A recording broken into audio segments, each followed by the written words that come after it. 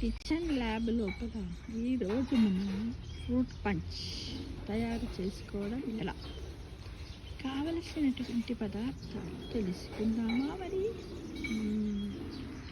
పుచ్చకాయ ముక్కలు 4 కప్పులు, వాటర్ మిలాన్, స్ట్రాబెర్రీ, కివీ ముక్కలు 1 కప్పు, చల్లని మంచి నీళ్ళు 2 గ్లాసులు, చక్కెర మనకు కావలసినంత నచ్చినంత, నారింజ అంటే ఆరెంజ్ 1 గుండ్రటి ముక్కలుగా కోసుకోవాలి.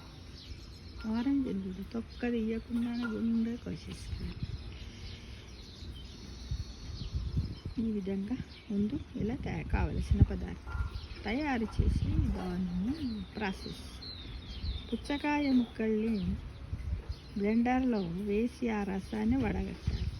అందులో చల్లని నీళ్ళని కలపాలి. మిగతా పండ్ల ముక్కలు చేర్చి గ్లాసులో పోసుకొని తాగితే ఎండాకాలంలో ఫ్రూట్ పంచ్ అదూర్సు మిత్రమా. తాగండి. వేసవి కాలంలో సూర్యుడి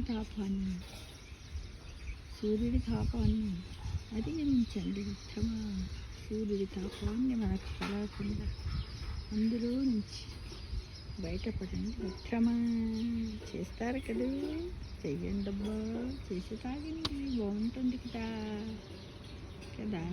రకరకాల జ్యూసులు మార్కెట్లో కొనుక్కోకండి, హోమ్మేడ్ జ్యూసులనే తాగండి మిత్రమా.